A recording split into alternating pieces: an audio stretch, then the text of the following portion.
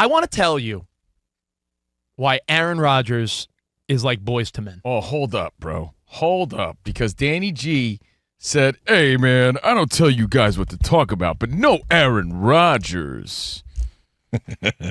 Yeah, my text pre-show to you guys was, look at all these great topics we have today. There's no need for you to spend a half hour on Aaron Rodgers when there's absolutely no news about where he's actually going to be playing or sitting his butt on the beach retiring. Oh, I'm sorry, I missed that text. No, but Danny, I did have a deep thought about Aaron Rodgers and how he's very much like your favorite R&B supergroup from the 90s, Boyz II Men. Boy bands ruined him? You're on the right track. Because, boy bands ruined a great thing, which was Boyz II Men. Well, don't you ruin my better than Colin Cowherd analogy. Oh, okay, go ahead. All right. Zip it. Stars! How is Aaron Rodgers like Boyz II Men? If you watch the documentary on Netflix back in the day, I believe it's called This Is Pop, and you realize that Boyz II Men was dominating the world. Motown Philly, It's the End of the Road. Like, they were on top of the world. Who was bigger than Boyz II Men? I remember having my first couple skate with a girl in 7th grade at the roller skating rink, trying to get a little smooch while Boyz II Men was playing in the background. Kidding me? You're talking to one of their biggest fans. Cooley High Harmony, man. I loved it. And then when she broke up with you, you put On Bended Knee on a mixtape. Correct. Sipping ain't easy. Get over here. Junior high makeouts. Blah, blah, blah. So we all have fondness for Boyz II Men, I'd like to think, right? Big time love. In fact, the fun fact, I got to sing with Boyz II Men on our show. I loved Boyz II Men. Wow. So I was like, doom, doom, doom, da, da, dum, da, da. So how I can think of a few ways in which Aaron Rodgers is like them, but I don't want to ruin your surprise. So Aaron Rodgers is like Boyz II Men, and I'll explain. Boyz II Men, in that docuseries, This Is Pop, they talked about how Boyz II Men went from playing arenas and sometimes stadiums, #1 hit records, Grammy Awards, Grammys, and then all of a sudden came the boy band explosion. NSYNC, Backstreet, 98 Degrees, O-Town, like boy bands. I was like, No Town. They sort of replaced Boyz II Men on young girls' bedroom walls. Well, everybody started associating Boyz II Men as a boy band sort of act, and they lost a lot of credibility as that sort of faded. And that was for pop fans, Rich, not R&B fans. Yeah, they sort of lost their R&B vibe, and people threw them into that mix. So overnight, it seemed, they talk about this on the documentary, overnight they went from selling out arenas to, should we play at the mall? They were playing casinos. And it was a quick fall from grace where 1 minute you're winning Grammys and everyone knows your songs, and then you're trying to decide, should I be playing at the Topanga Mall for a couple hundred people? I think they opened up for the Zack Attack. Yeah. And who is the Sparkles girl on? Robin Sparkles. I think they opened up for Robin Sparkles at one point. And how is this like Aaron Rodgers? I'll tell you how. Because you could go from the hottest commodity in the game to, I really don't care that much anymore, real quick in sports, music, and entertainment. Grand opening, grand closing. And Aaron Rodgers, this morning when he talked to McAfee, even talked about how I'm not looking for $40, $50 million a year. In fact, he'll play for a lot less. I had a lot of great conversations with a lot of teams. I've been straight up with these teams from the start about where I was at, starting with the money thing. I told every single one of the teams I talked to, it ain't about the money. I'll play for 10 M's. I don't care. I never once said I need a multi-year deal, $30, $40 million. I said I'd play for 10. So Aaron Rodgers at least is accepting the Boyz II Men fall from I'm the elite $50, $60 million guy. He gets it. It's nice to hear that he has a realistic expectation of what he deserves at this point in his career. That's nice. And when you think about that, I have so many other thoughts. All right, well, I have two other ways in which he's like Boyz II Men. Okay.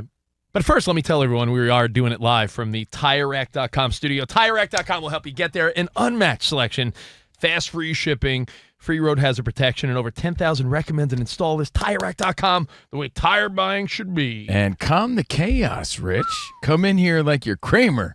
Whoa. You're like a mix of Kramer and Doc Emmett Brown. Calm the chaos, Rich Davis.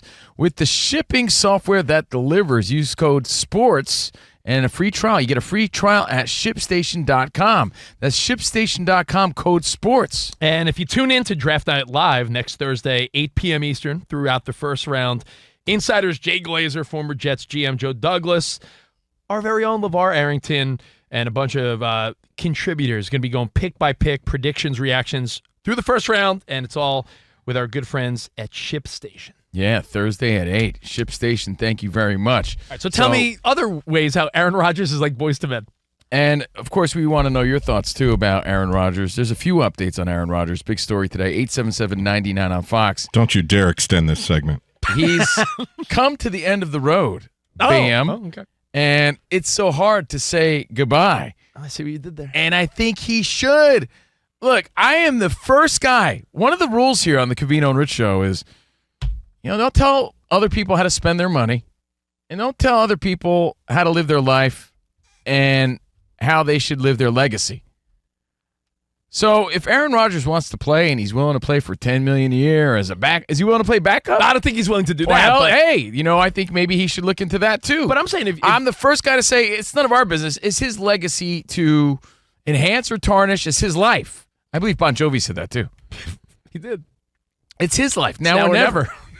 But I really feel at this point and at this stage and for where he's at and what he's been through with the injury and bouncing around now, I think it's time to call it quits. Unless he's willing to play backup. I think it's time to retire, and he should be proud of that. And I'm never that guy. In fact, I don't think I've really ever leaned into that as much. I've talked about it because it's been an option. It's been talked about. But I really think it's time, man. And I feel like at this stage, it's like you're overstepping your welcome. He's overstepping and overstaying at the same time because he's got other teams waiting around to see what he's going to do. It's almost disrespectful at this point. Like and he's saying there's no timeline. He's saying right as of now that there's no timeline, and he has no retirement decisions in mind. The Steelers have Kyle Rudolph in their quarterback room, sort of just, like you said. What did I say? Kyle Rudolph? I love that guy. I've mentioned him like 10 times. Yeah, the Kyle Rudolph Vikings tight end reference you've done a couple times lately. I for some reason, I must have a thing. Maybe I'll meet him and we'll become best buds. Now, to be fair to Aaron Rodgers, he did say that he's not holding the Steelers hostage, that he's telling them they can move on if they need to. I mean, that is true, but that's like a girl telling you, like, well, if you want, you could see other people. And you're like, well, I know what that means, because then if I do, it's over. Right. I get it, though. On the flip side, you can say, well, that's on the Steelers, I mean, right? you can sleep with whoever you want. But, okay, come on. But as the Toadies said back in the 90s, make up your mind. Make up your mind, dude. Aaron Rodgers, like Boyz II Men, the fall from grace was there. They acknowledge he's not playing stadiums anymore. He's playing malls, and it happens real quick. I love that he acknowledges it, but interestingly enough, if he's willing to play for $10 million, isn't it shocking that no one else has bit? Because I thought the hang-up was, I don't know who wants to pay him 30, 40, 50 mil for a year or two. If he's selling teams, I'm okay with 1 year, 10 mil if it's the right fit. You don't think teams like the 49ers scratch their noggin a little bit? Like, yeah, now that that's public information, public knowledge, it also makes the fans put pressure on the teams to be like, yeah, well, then we should get him if that's the case, if that sounds good to you. For $10 million, it's not a bad deal. And you know what? When the story's written, like we all sort of lived it, so we all have our opinions. But looking back, let's say fast forward 30 years from now, we're not going to say he fell off a cliff or that he hit a wall. We're going to say that he suffered a bad injury, and that's why his career wasn't the same. Yeah. Right? Like we often sort of forget like how serious that was. Dude missed the whole season. Yeah. As a result, it's not like he was stinking. No, he got hurt. It might go back to my thought months ago, and again, I'm never the I told you so guy. In fact, people that do that, I want to karate kick. Judo chop. But I did say a couple months ago when we were speculating, ooh, what team would it be? Minnesota or the Steelers or the Giants? Or when we were speculating the few teams, I said, you know what makes the most sense to me? And maybe I was right. You know, like a broken clock is right twice a day. I said, what if Aaron Rodgers starts the season without a job and then he's the savior that comes in? Because we're likely to see at least one or two starting QBs go down midseason on a decent enough team. And then who's the hero that comes in for $5 to $10 million halfway through the season? Aaron Rodgers. And again, the update today, Fox Sports Radio Nation, he says there's no deadline with the Steelers, and they, in fact, can do whatever they want, as Danny said. There's no deadline with the Steelers or any other team, and no retirement decisions as of now. Aaron Rodgers, some people sick of hearing about it and hearing about him, a la Danny G, but it's kind of hard to avoid. And if you have any other ways in which he's like Boyz II Men, I'd love to hear it. It's like the water runs dry. Yeah, Danny, I have one more analogy that's way less cool than Boyz II Men. I know it's a movie Covino probably thinks is like super corny and way too corny for a guy like Steve Covino. Is it a movie you like? Yes. Then, yeah, you're probably right. Has anyone here seen the legendary rom-com, My Best Friend's Wedding? Oh, my God. Come on, dude. Is that where Julia Roberts stands up and has a sing-along? The moment I wake up, That is sprinkled with before extra cheese. I put on my makeup. Yeah, listen, there's cheesy scenes. I'm not saying it's one of my favorites. I saw But- that part and I left. It's a Juicy Lucy. It's oozing cheese. Oh, yeah. I mean, Never seen it. Movies con queso. oh, Danny G, you've never seen My Best Friend's Wedding? Never seen that. Yeah, movie. you ain't missing anything, dude. There's a sports background. Remember the dad, Cameron Diaz's dad is what, the owner of the White Sox? I did not recall that fact. The whole there's like multiple scenes that take place at, I believe, the old I can't say I remember that movie very well, if at all. Well, it was a pop. Any Julia Roberts movie at the time was huge, right? So how does that tie into Rodgers? Because he's like Julia Roberts in this movie, because at the end of it, she's chasing after a guy who's chasing after a girl, and someone's chasing someone, and then her gay best friend, that I think is played by Rupert Everett, is like, Jules, no one's chasing you. Rewind a couple years. How many teams would have been chasing Aaron Rodgers? If I told you right now, Mahomes, Joe Burrow, any of these the top tier quarterbacks, Josh Allen, if they were like, hey guys, I'm available, 30 teams would be like, I want in. No one is biting on Aaron Rodgers. So much like, And you know what he's going to say, much like Julia Roberts in a totally different movie? Yeah. Mistake. Big mistake. Big Mistake. And I would root for that. I want to make this clear, too. Steve Covino, just a fan, just like everybody else. I'm not saying he should retire because I don't like the guy. But I'm also not rooting against him. Like, if he comes out and lights it up, believe you me, I love that story. I really do. I love seeing a great comeback story or a second, third chance story. If he comes back and we were all wrong, man that would be so dope. I would love to tell you, man, look at Rodgers. He still had some in the tank, because we all want to feel that we still have something in the tank. Yeah. I'd be rooting for Rodgers in that case. I'm a big fan of when you say the phrase, believe you me. It's a good one. I feel it puts more emphasis man, on I feel convinced. I'm like, you say believe you me. It just adds a little more conviction, that's all. So, hey, I won't harp on Aaron Rodgers. Yeah, but it's a big story today. I don't want to upset Danny J. And I get it. We have Aaron Rodgers exhaustion, but there is one more clip. Fatigue. You don't need to play the whole clip, but I was saying just the beginning of how he talks about retirement and how he's a 41-year-old man. Life is different now. You know, I'm in a different phase of my life. I'm 41 years old. I'm in a serious relationship, off the field stuff going on that requires my attention. You know, to make a commitment to a team is a big thing, whether you're a first-year player or a 20-year vet. I've been straight up with these teams from the start about where I was at, you know, starting with the money thing. You know, I told every single one of the teams I talked to, it ain't about the money. I'll play for 10 M's. But you know what? And that makes things a lot more clear. So, again, Aaron Rodgers' fatigue is real. But I think that changes the conversation, because you would imagine that a guy like that comes in with an expectation, a built-in starting point of about $40 million. He's willing to take $10 million? Dude. What do you got to lose at that point? Rich, so it's actually like Pretty Woman, because his rate has changed. It's not about the money anymore. Just don't kiss on the mouth. Danny, I I am with you now. We're done. We don't want Aaron Rodgers fatigue. But how much of a chip is he with the draft 1 week away? Because now, let's say he's out. Doesn't that change a few teams' options? Well, and thoughts? Specifically the Steelers. And Minnesota, who I think is still oddly hanging on to maybe. The Vikings, it looks like they've pushed all their chips into the middle of the table for J.J. McCarthy. Let me ask you this. Do you think Steelers fans want him? I want to hit up like my personal Steeler friends and fans and people I know. Like, do you think the fans are like, yeah, man, Rodgers? I don't know.